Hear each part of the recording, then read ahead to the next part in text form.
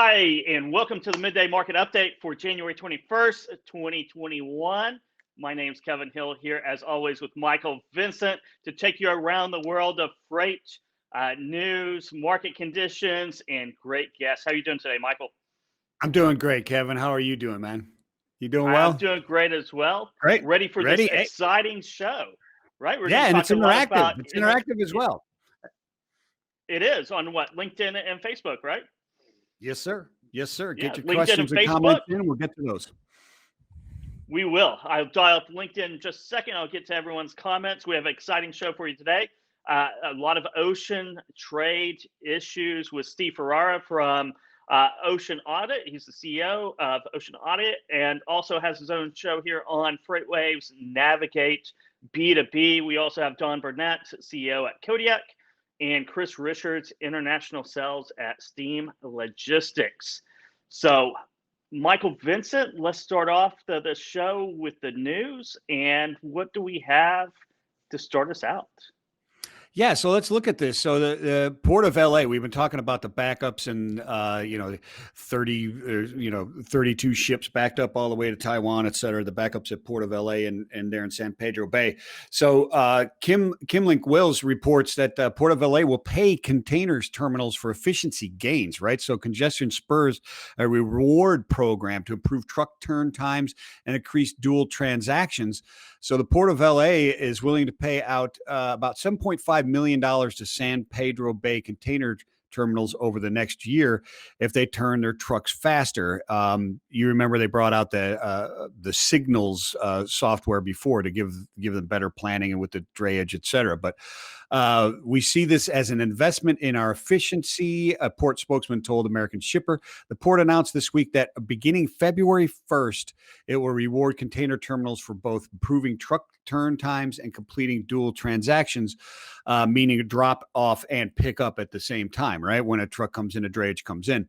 One for one type of turn. The port said the incentive program is designed to help move trucks faster and more efficiently through the container terminals. Terminal operators can earn what the port called financial rewards by shortening the time it takes to process trucks dropping off and or picking up cargo.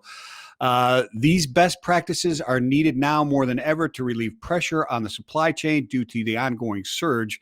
That was a quote from Port Director Gene Soroka of LA. Said in a post announcement, ports are more fluid when trucks are moving in and out of the gates and more productive when a truck delivers one container and leaves with another in a single trip. We're going to reward the terminals for better performance, Soroka said. Now, here's the thing, Kevin, is drayage trucks reportedly, the drayage trucks handle 3/4 of the import and export containers that are moving through the port, right?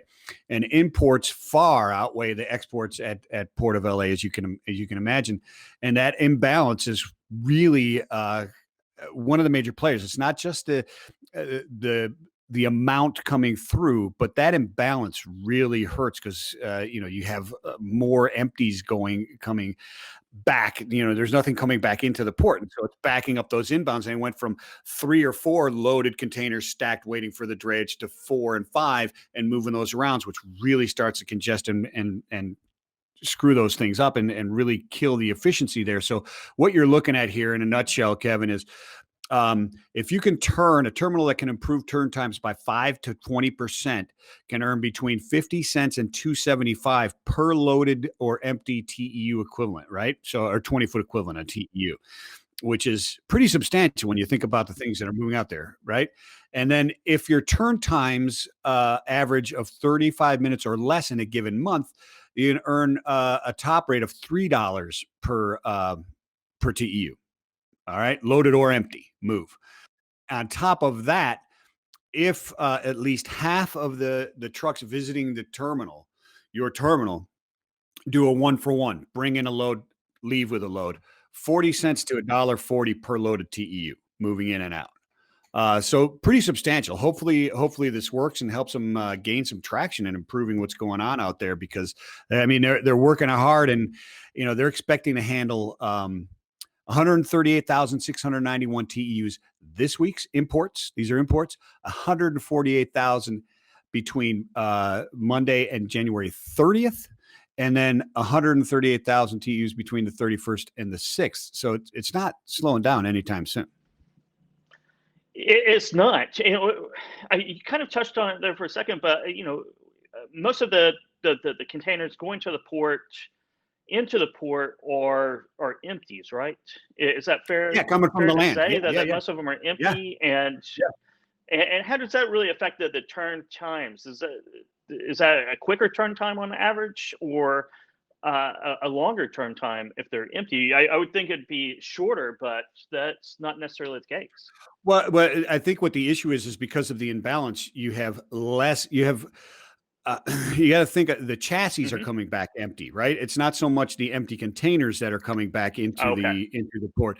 It's that the chassis are coming back with no equipment on it at all, right? Because you got all these imports coming in, and then they're going throughout the country and moving around. The way to keep that balance going across the sea more efficiently is loaded for loaded, right? Yes, but that is that's very true. That is so. Rhonda, thanks for watching. Rhonda's tuned in right here. She says she's been super busy, but she's back. Bonnie M. Scott, good morning. Robert Mofflett, good morning as well. Steve is hanging out here in the chat too before he comes on at 12:20. Here, all right. Breaking news: KLM set to suspend transcontinental cargo flights. So I imagine we'll talk to Steve about that in just a second. So let's jump into our next headline from Todd Maiden here at FreightWaves.com. These are all available on FreightWaves.com, of course, and through our newsletter, our new newsletter that delivers all the daily news in freight and logistics. And if you're not a subscriber to our newsletter, you can go to FreightWaves.com and join there. But we have U.S. Express sees current fundamentals lasting well into 2021, and this is from their recently released, as of yesterday, the company's 2021 economic outlook.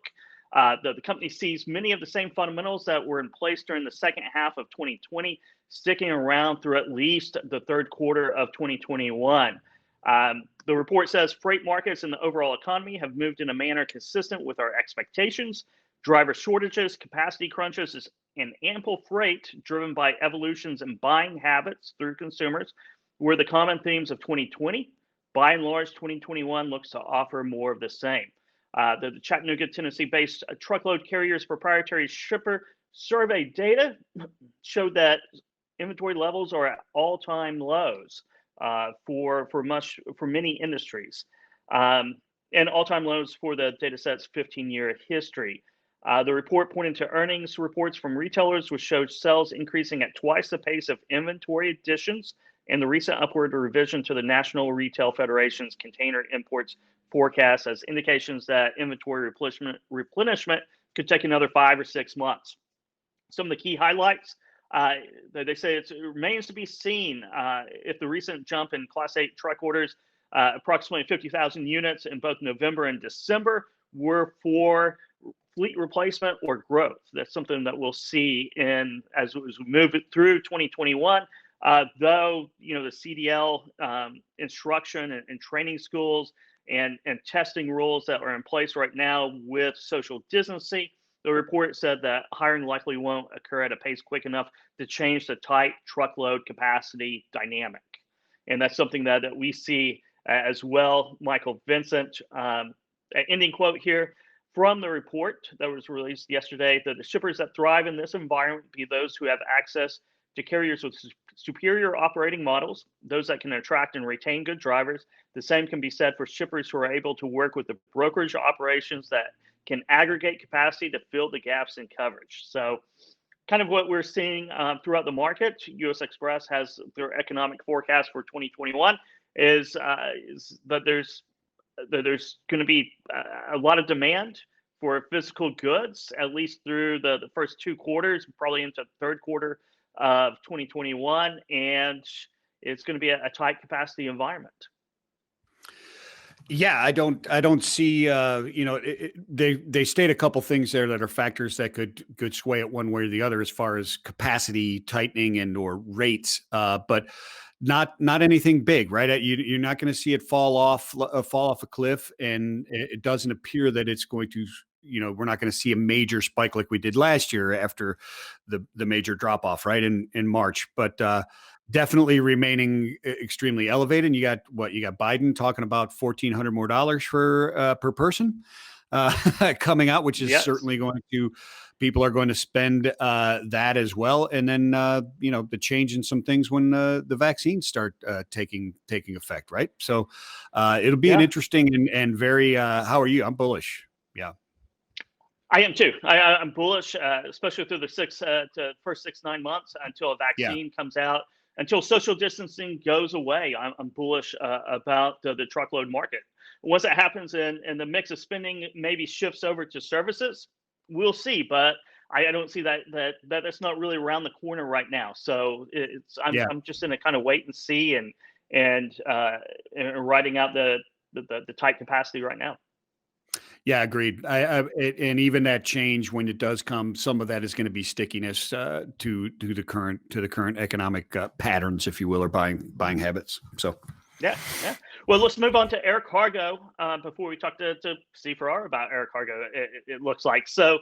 United Airlines continues cargo hot streak into Q4, so it's a really good environment for air cargo as well. Maybe not for the airlines in general, as we will find out here. United Airlines cargo revenue grew 77% in the last 3 months of 2020. Its third consecutive quarter of outside gains for a division that's normally represents only about 2.5% of total revenue. The Chicago-based carrier reported after Wednesday's market close an adjusted net loss of $2.1 billion during the fourth quarter and a 69% drop in operating revenue to $3.4 billion, including that includes the $560 million in air cargo revenue. Officials expressed confidence that they have stabilized finances and created a path for exceeding pre-tax margins by 2023, possibly sooner after targeting $2 billion in cost savings. United took advantage of international routes and extensive use of passenger aircraft repurposed for dedicated cargo shipments to grow cargo revenues by 3 quarters. Following 30%, 36%, and 50% increases in the second and third quarters of 2020. It has operated more than 10,000 cargo-only flights since March. Important here, over 12 months, United Cargo generated $1.65 billion in revenue, up nearly 40% from 2019. Once again, cargo growth proved to be a function of extremely high yields associated with the ability to charge premium rates due to the dearth of passenger aircraft as airlines scaled back operations to save money. So you see less capacity in the air drove up air cargo rates. One of the more important parts of that is that the airline business in general are still seeing 70% reductions in airline traffic and revenues associated to that. And just like we were talking about the truckload market, I think that's to be expected until social distancing, vaccines, until that starts happening. You're going to see a very poor performance in the airlines. Oh yeah, I would imagine. The question is, how many of them can they all hang on and utilize air cargo to keep themselves moving until people do start traveling by plane again and moving around? Because even after the vaccine's done and that's out here, it's going to take a while for people to get accustomed to that. It is. It'll be interesting in 2021 with the new administration. Do we see another airline bailout package? Another set of loans, at least to the airlines, because I mean, they are bleeding cash. They've been bleeding cash for a year now, and as you said, it could be another year of bleeding cash. So we'll have to see, keep an eye out on the airlines. Yeah, absolutely. Have to watch that. We don't want to start seeing a bunch of bankruptcies there happening. That could be tough for an economic recovery once we get our feet going again here and our travel wings, so to speak. But shall we check out the weather, Kevin? Let's do that. Let's check out the weather with Nick Austin.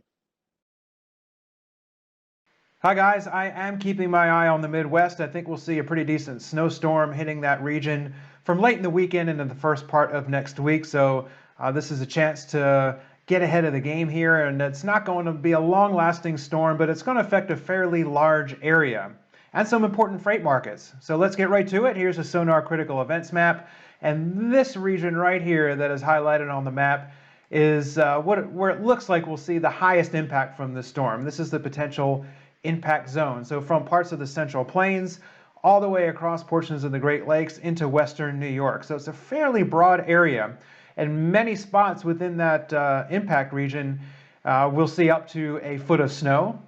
Some areas will see icy conditions before it changes to snowfall, that freezing rain. So especially on the southern edge of this impact zone is, I think, where we could see up to a quarter of an inch of ice accumulation possible. That's for parts of Kansas, Missouri, Illinois, northern Indiana, all the way into possibly northwestern Pennsylvania.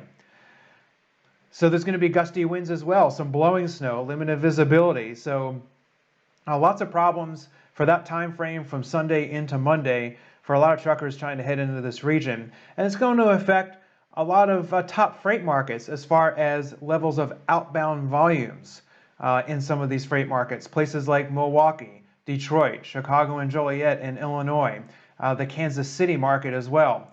These are all in the top 15 or 20 as far as the amount of freight that shippers are offering to carriers out there in these markets. So there may be a lot of truckers trying to get to these areas over the next few days and into early next week. So just be super careful. Now, I'll be back later in the show to talk about another region of the country that's going to also see some periods of heavy snow over the next several days. And we'll talk about a new article on our website, FreightWaves.com, which kind of gives you a little fun weather vocabulary lesson. So we'll talk more about that. Thank you very much, Nick.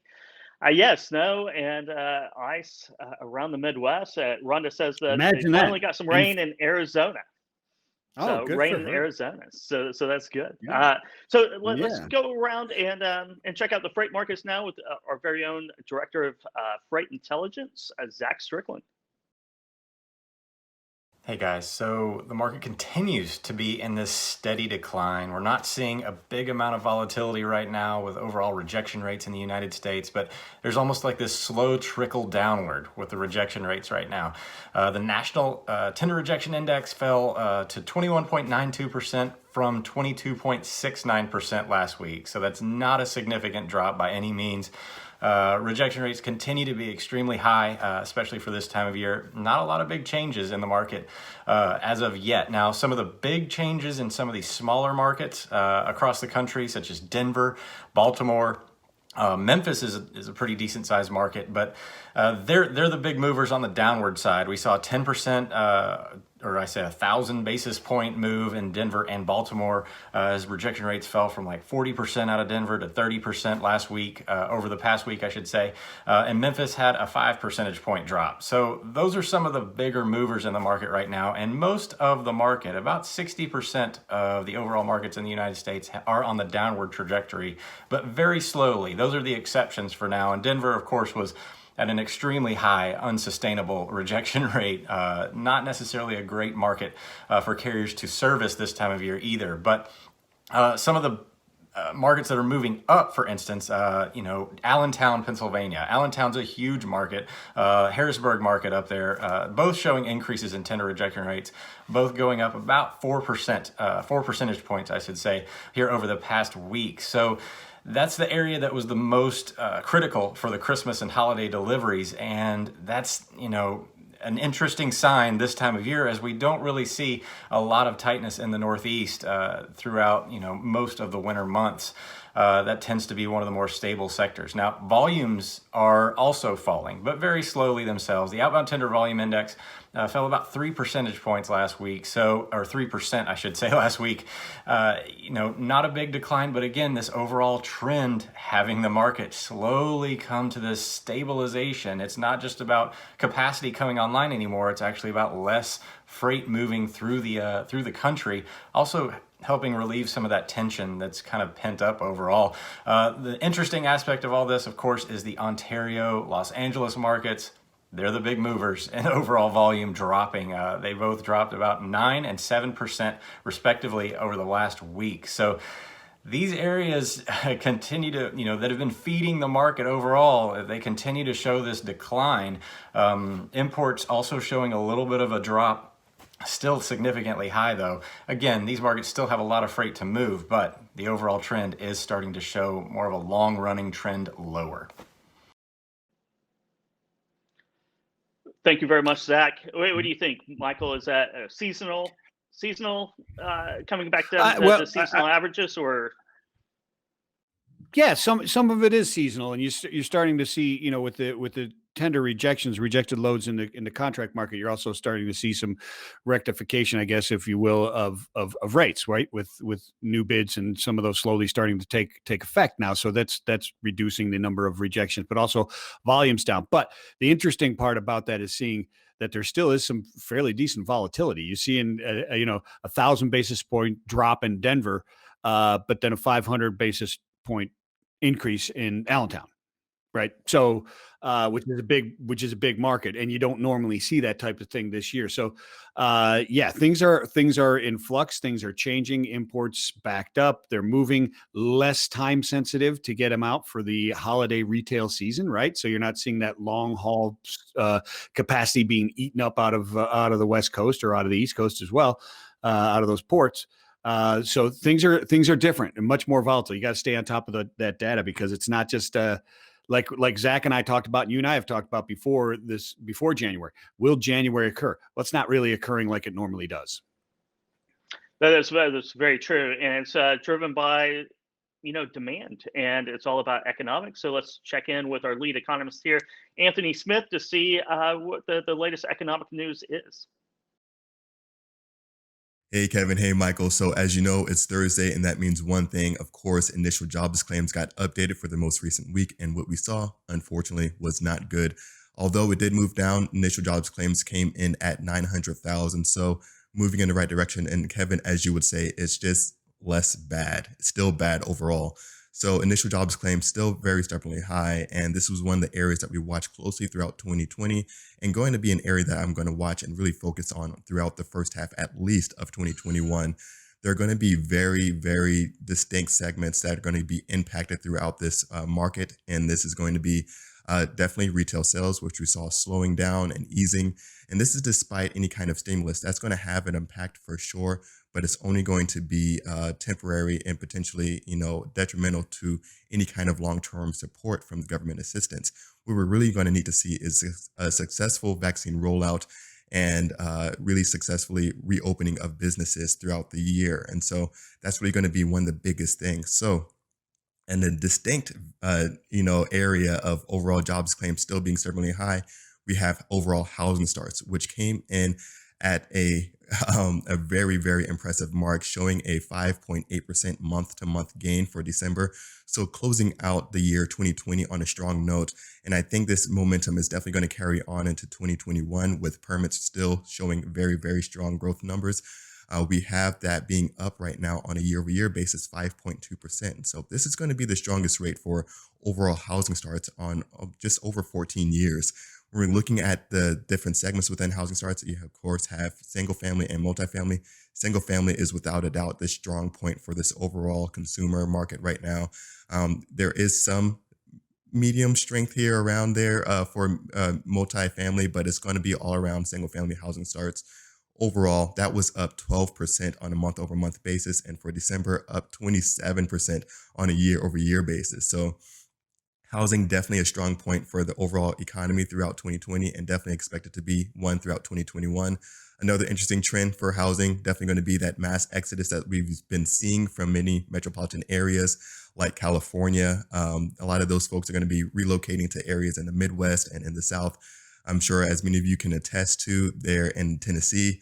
Nashville, definitely going to be one of the hot areas that people are moving to. So we're going to see a lot of people that even are staying in those metropolitan areas like New York, California, maybe move out of those immediate areas into maybe suburban areas, but definitely going to be targeting the southern and Midwestern states. But that's going to do it for these most, I think, biggest points for the economy over the last week or so. But we'll be sure to keep you updated on all the latest here on the Midday Market Update. Thanks, guys. Back to you. Thank you very much, Anthony. Thanks, Anthony. So less bad on the economic or the initial jobless claims, and kind of everything's being driven by by social distancing and a vaccine, right? I mean, that's kind of the key indicator that we keep on going back to day after day, and I don't think it's going to change anytime soon. It all hinges on that, really. So, yeah, yep. The interesting thing to me to watch is how long the trend downward for the flip of multifamily housing versus single family housing will stay. If that's just for forever. It would seem like it's just here to stay for a while. It does. It definitely does. So let's move on. I think Steve has some news for us, and let's bring him on. Steve Ferreira, the CEO of Ocean Audit, to talk about that. How are you doing today, Steve? Hi, gentlemen. It's great to see you. Hi, Kevin. Hi, Michael. Hello, Steve. Nice to have you on. Yeah. Hey, let's talk about the breaking. Let's talk about the breaking news there, Steve. Well, we learned coming out of the Netherlands that KLM and I guess the Dutch government, I'm not sure who has requested it, but evidently KLM will cease transcontinental flights to a lot of their long haul places. I know that, for example, they already have a 777 stuck in Beijing for some engine problems. But I think the main issue there is that we're already in black swan-esque type events in the in the Asia to EU trade, and certainly I think that the curtailing of freighter service by KLM. Now, again, I don't know their market share. I'm more of an ocean guy, but I think that has a lot of impact. And I think that one of the things that carries over, we're starting to see, is we're actually starting to see a lot of bookings from Asia canceled to Europe. Because if you think about it, if somebody has keychains or souvenirs that they're shipping from Asia to the EU, and the value of the cargo is $30,000-$40,000, and the ocean freight is $10,000, that's just not going to fly. So we're starting to see some product cancellations, which is really, really interesting. Yeah, that is interesting. You have a cancellation because I mean, the last time I checked, and it wasn't too long ago, it was maybe last week. The canceled or blank sellings coming out from Asia was under 2%, or it was dramatically less than most times whenever you come in against a Chinese New Year. Well, it used to be that in the 80s, when I started in the industry, we always would sit around the sales conference table at the Sealands or the Maersks of the world, and we'd always say, oh, if only ocean freight could be 10% of the container value. So, for example, if the container was, 50,000, the ocean freight would be 5,000. And we used to think about that in the 80s. It never happened, and now it's happening. If you think about it, the lower the FOB value, meaning the product value, the more likelihood that it's not going to move, or the importer or the exporter is going to cancel that service. So you're tending to see the spaces go more to the pelotons and to the more of the high-end type cargo, but there still seems to be no end in sight. This is almost a story like a jet fighter, flying off of an aircraft carrier where, he strikes a bird, he uses the phrase, let's go around the horn and, do all the checks. I can't begin to tell you the different things going on around the horn. I don't think our time today gives us justice, but a couple of things that are really on my radar, breaking out the Maersk Essen, the vessel Maersk Essen, losing 750 containers in the last few days in a trans-Pacific storm. Now she's sailing dead straight for Long Beach, due into LA, Long Beach in the next 24 hours. My big fear is that, just like the one Aptus that experienced 1,800 containers overboard, I'm afraid we don't know the condition of the Maersk Essen, and I'm only speculating. But if she comes into harbor, there's already 35 ships sailing out there, sitting outside Long Beach, LA. And we are now, for the first time ever, seeing this incredible backlog. I'm not sure where the Essen's going to go into. And so that's really got some people concerned. Oh yeah, based on the condition of the vessel, and it needs to get somewhere, and it's not going to be. You think they'll reroute it? Is it possible to reroute that to somewhere else if there's? You talk about safety concerns of it? My thought was maybe it could go into a military, not a military port, but perhaps a break bulk port or some other port. But again, not knowing the conditions, not knowing how the container guides are, not knowing the pancaking effect. we may need to have some offshore cranes or some floating cranes, do some relief to that vessel, and that could seriously impact port time and port conditions. Now, if it's heading straight into a normal containerized port, then the damage is not as bad as we might speculate. But that's the last thing that Long Beach needs right now, given the strength, or LA needs, given what's happening in terms of wait times and vessel priority times. Yeah, that makes sense. Yeah, you're talking about port conditions, Steve, and you mentioned something about port conditions and labor conditions in Asia because of COVID. Can you go into that in a little bit more detail? I sure can, Kevin. It's really interesting. There's talk right now that some of the main ports in Asia, like Shanghai or Ningbo, are already experiencing a 20 to 35% shortage in labor due to COVID. And right now, it's a really tricky time because Chinese have a regulation for intra-China travel where you've got to quarantine for 14 days. And so with the Chinese New Year starting officially, I think on the 11th, there's some indication that port workers and truck drivers are already starting the journey back home to qualify for these quarantine periods. Now, the flip side of that too is, unlike we've never heard before, we actually hear that certain factories in consumer and medical PPE are actually staying open through the Chinese New Year. So there's a lot of mixed messages, but the fact is that labor shortages and slowdowns seem to be impacting China ports just as much as they are in the United States. So, Steve, I'm wondering what do we make of all this stuff, right? You've got the COVID situation right now. You got Chinese New Year coming. It's like the stars are realigning again, as almost a repeat of 2020 right now, right? You've got Chinese New Year coming in. You've got people leaving the ports because of COVID.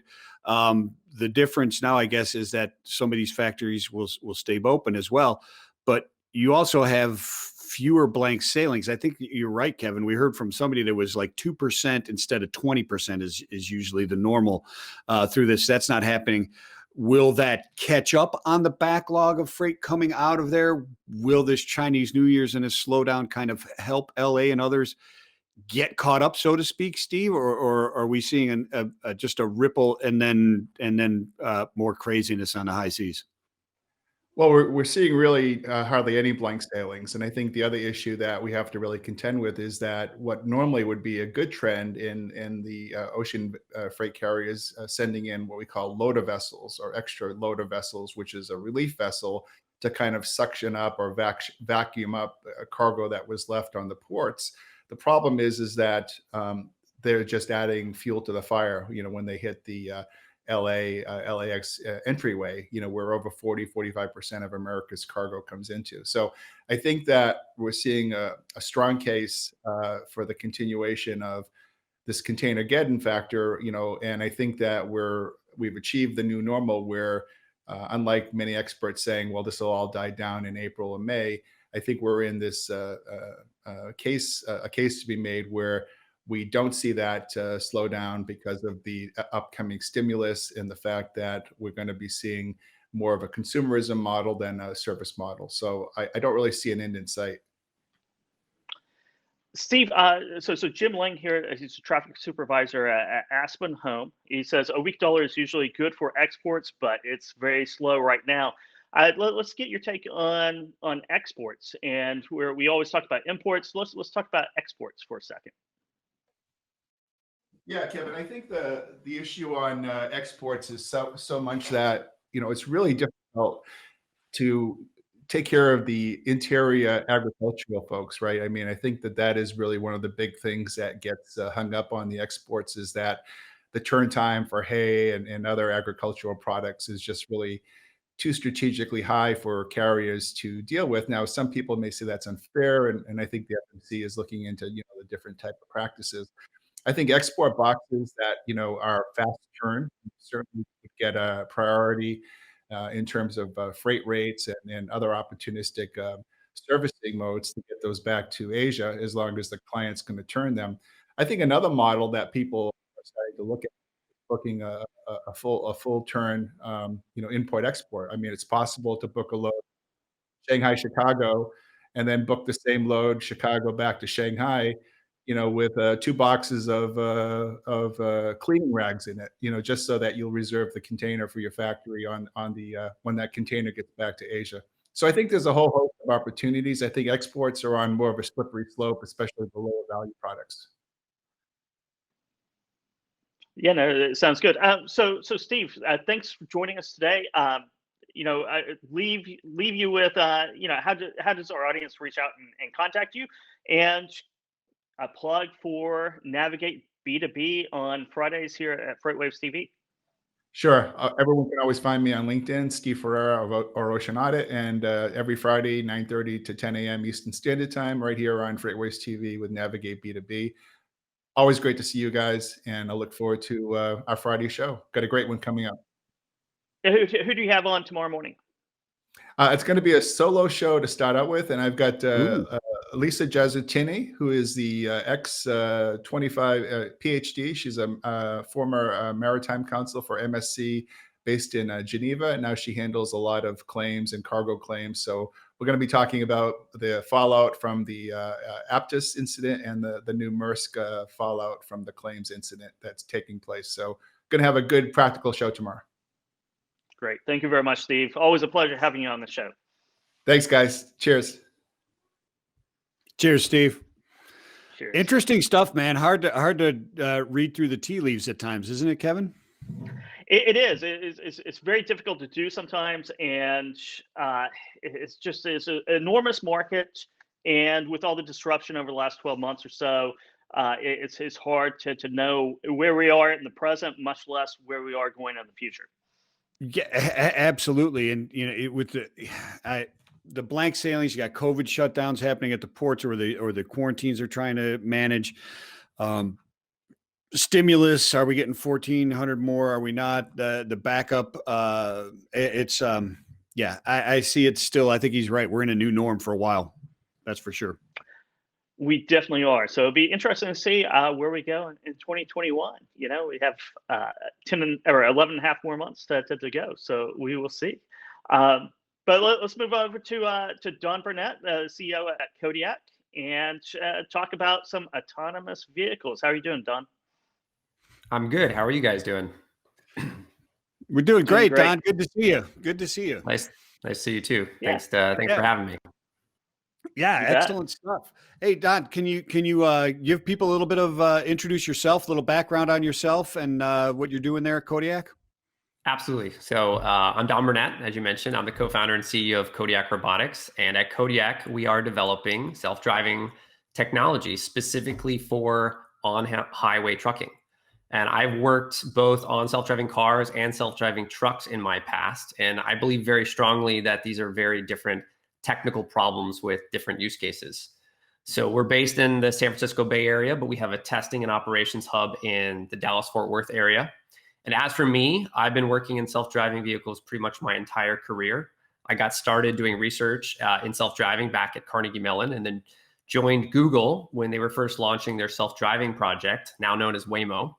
And after about 6 years, I started to think that the industry was going in the wrong direction, that trucks made more sense from a technical and business perspective. And so I left Google and I co-founded Auto, which was the first self-driving trucking company at the time. And after Auto was acquired by Uber, I became the technical lead for software at Uber ATG. But then they decided to de-emphasize trucks. And so I left and finally started Kodiak.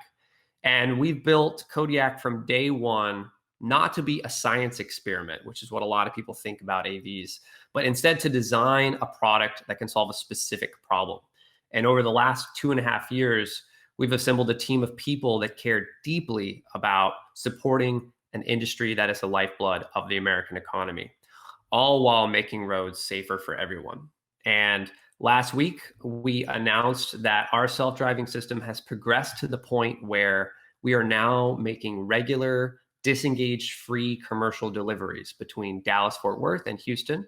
And that means that our trucks can drive the entire highway portion of the route without the safety driver having to take control or touch the steering wheel at all. And this is a tremendous milestone for the industry. It is tremendous stuff, Don. And excuse me, Kevin, but we've got some footage of and maybe you can talk to this footage, but we can Sure. roll some of this footage. We got about 30 seconds of the what was about an hour and a half. I think it was a round trip that you guys actually promoted here. So can you talk about what's going on here, where this test is going? Sure, we released a lot of footage. So the first thing to note about these clips is it's actually quite boring, which is exactly what you want. In this particular segment, the truck's driving down the road, staying in its lane while detecting construction signs and cones. It knows to be extra aware for possible construction workers that are present as it drives through the construction zone. You'll see that the lane shift, and the Kodiak driver, as it's called, can detect the deviation from what was previously mapped and drives based on what it sees at the moment, adapting to the new lanes just as a human driver would. You might also notice that the truck can actually nudge away from other vehicles, especially larger vehicles, as they're being passed, much like you would do if you were driving in that situation.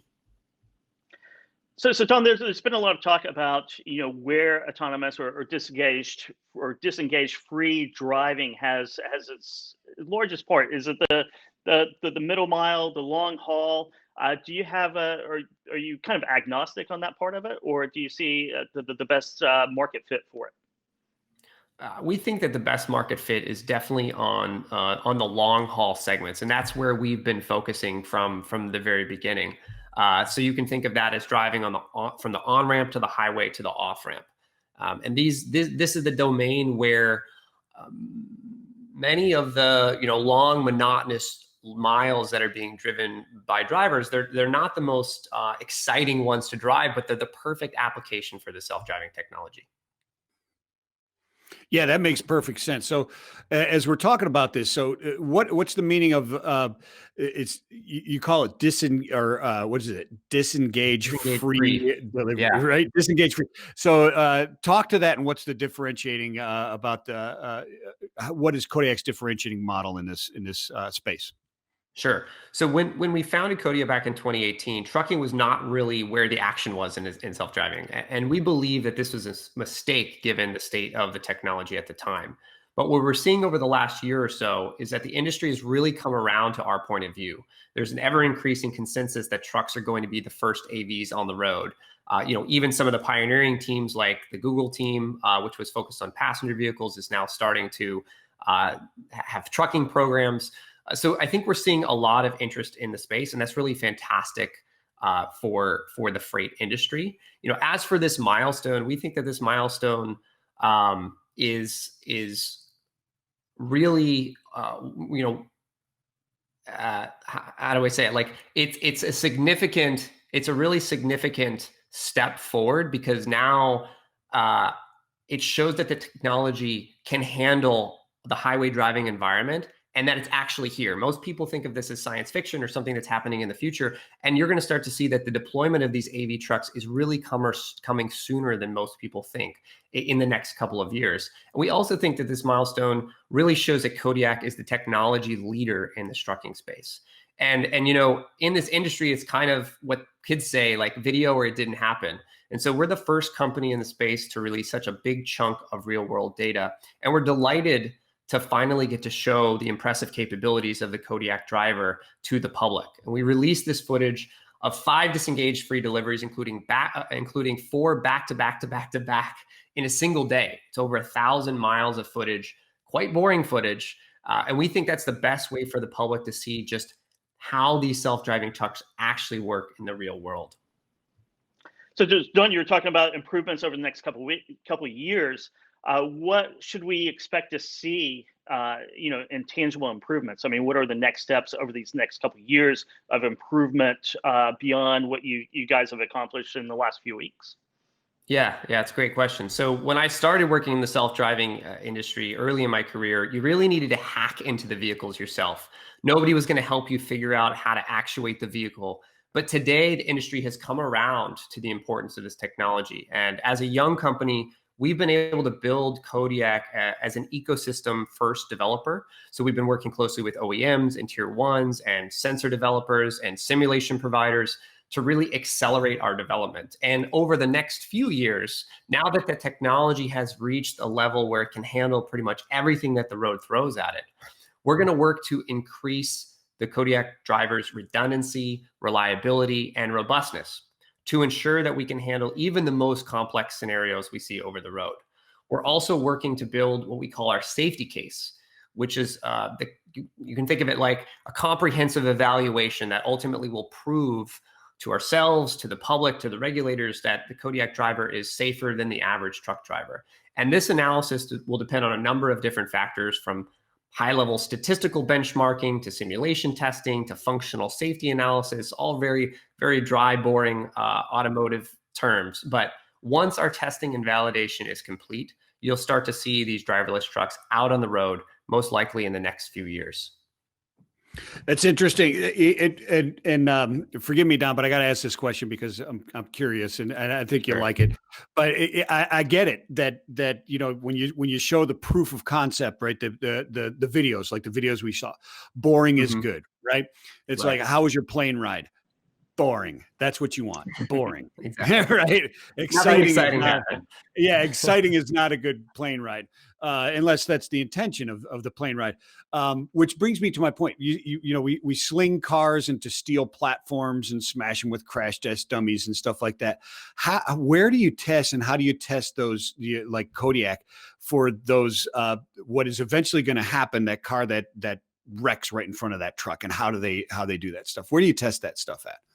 It's a great question. So our testing consists of three primary pillars. One, obviously, we're driving out on the road, gathering data, testing the system with a safety driver behind the wheel to ensure that nothing bad happens. Up until this point, Kodiak has had no incidents on the road in 2.5 years of driving, something we're very proud of. But we also have simulation testing. So there's a ton we can do in simulation. And the simulation technology has really, really improved over the last decade, to the point where we can stress test really complicated maneuvers in simulation in a way that we just couldn't do in the real world. But of course, you might say, well, simulation, how do you know whether that's actually going to matter in the real world? And that's where the third pillar comes in, which is what we call structured testing or closed track testing.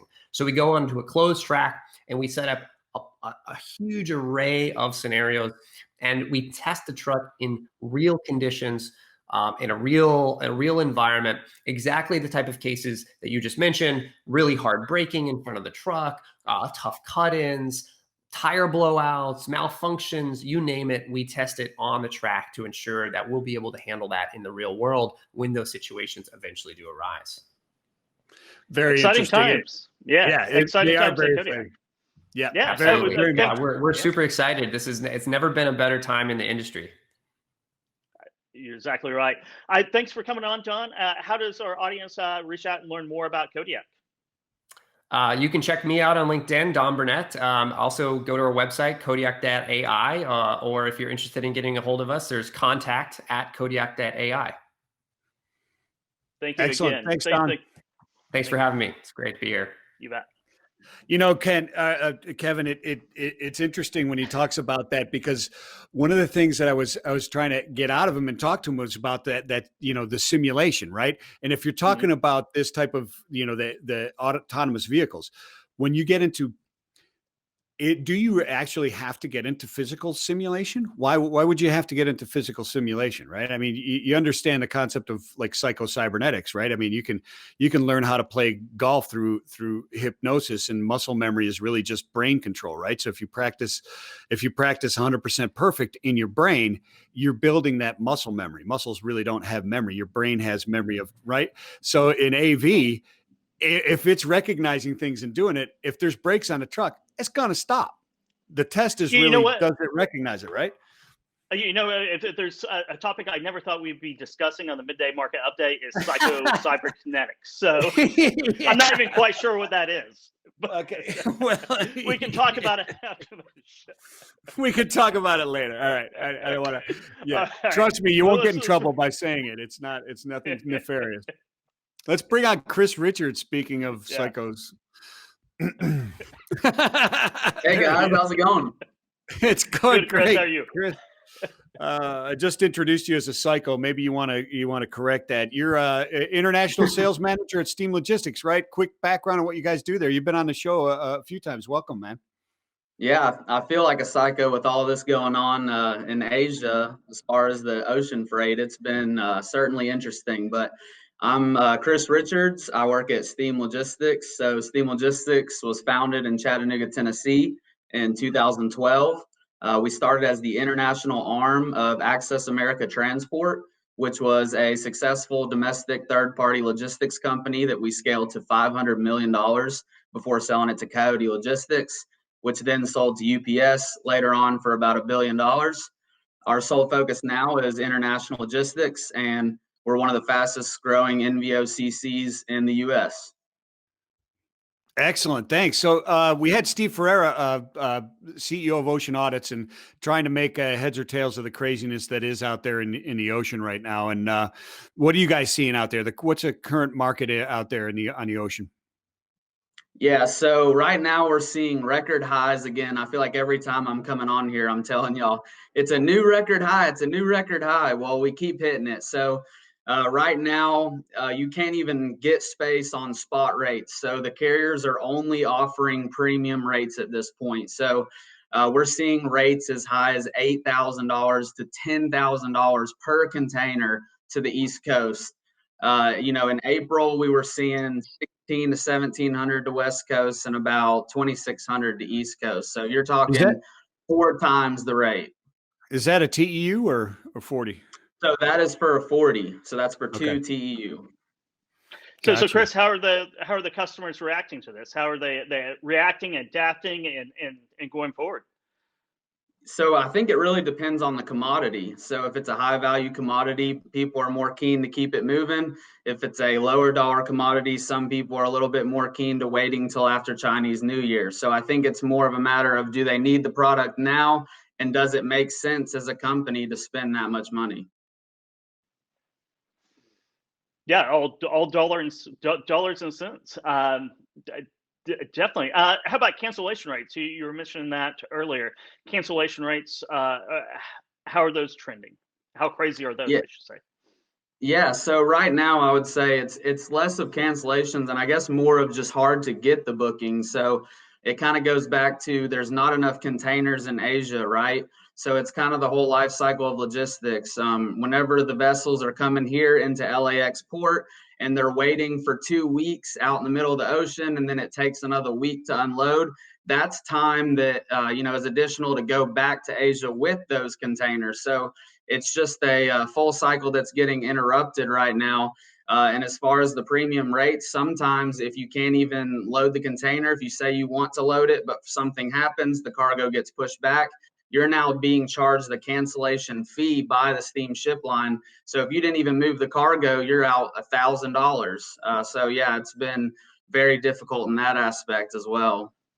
And we've talked about the traffic jam a couple times here today with Steve, and now Chris, you mentioned it. There's a very good article on FreightWaves.com, American Shipper, either one, from Greg Miller, really describing that huge traffic jam with what is it now, 32 ships parked out waiting to get unloaded. I mean, and you're talking about backhaul problem too, getting containers back into Asia. I mean, it's a nightmare right now. Oh yeah, so like you said, 32 vessels, I believe, a few days ago outside LAX.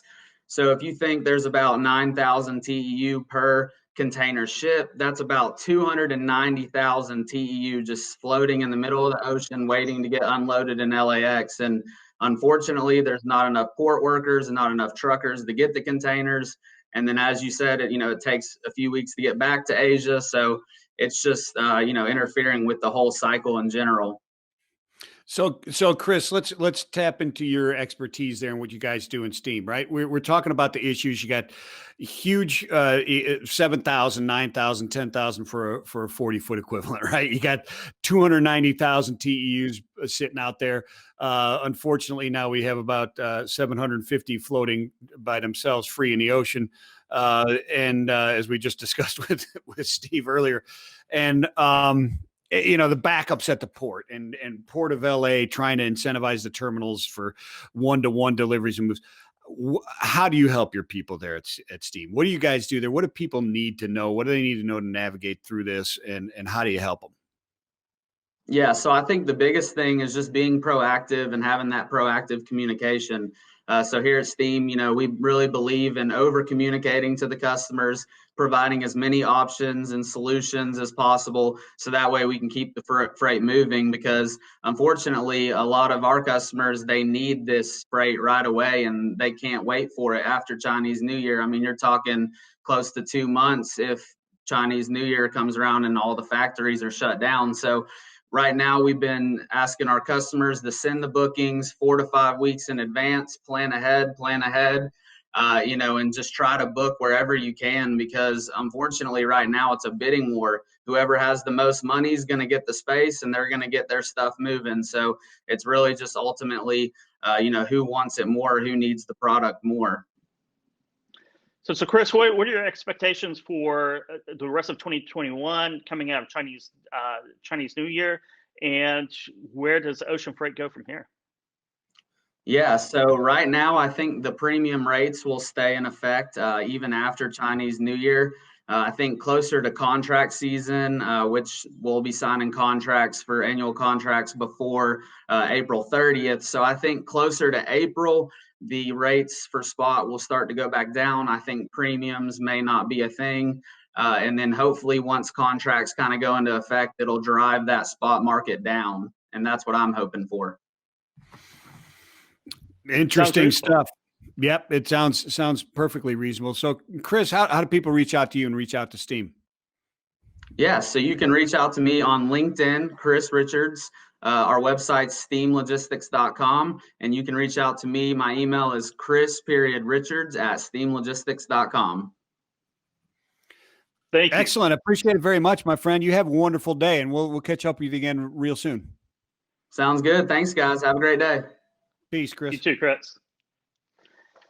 Always interesting. I mean, it's you think the trucking market's wild, you just all you have to do is go look at the maritime and ocean freight, and it's a crazy time over there.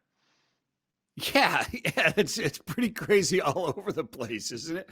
I mean, it's not dull, and we were hoping for dull in 2021, I guess, to some extent, but that hasn't changed. I know, what the truck yesterday was not dull at all. I don't know if you caught that or not, but we had the ladies take over yesterday on Wednesday, which was fitting too, because we had first vice president of the United States woman sworn in yesterday, right? So that was exciting. Yeah, so it was fitting, and we had Melanie Wise, who's CEO of Fetch Robotics, and Allison Barr Allen. She's the COO and co-founder at Fast. Really interesting, and what I'd like to really do is just reiterate a couple things that they said, and Melanie Wise is CEO at Fetch Robotics. To advice to all the young ladies, women, girls, if you will, out there getting into whatever they're getting into, whether it be robotics or trucking or anything else. What she said is just don't listen to the naysayers and keep moving, right? You hear that type of stuff. Don't listen to the stereotypical things that try and sway you one way, or to do the what women like or what men like. Don't believe in any of that stuff, and echo that 100%. Having 3 daughters, just go for it. So really, really excellent episode yesterday. Yeah, I think that's good advice for everybody. Don't listen to the naysayers. Keep your eyes on the prize. A week from today, that reminds me, we have the Sales and Marketing Conference here at FreightWaves, and that's what it's all about. It's all about blocking out the distractions and going for your goals, hitting those numbers that you have to hit. So that will be January 28th, and 1 week from today. So you can go to live.freightwaves.com. To get that. Again, you can find the Midday Market Update and What the Trot, Put That Coffee Down, all our great shows, Freightonomics, here on demand, and also on Freightcast, wherever you download your podcasts. And then we have, starting, I think, February 22nd, 23rd is Global Supply Chain Week. right, Michael? Yeah, it's the 22nd through March 3rd, and it's going to hit everything across the board, global, different topics each day. As you talk about global supply chains, you've got to talk about everything, right? So it's across the board. And check us out tomorrow at noon on What the Truck is as well. We talk about returns recycling, DHL's role in the vaccine distribution, and the unlikely rise of Kansas City as an e-commerce hub, and drivers issue.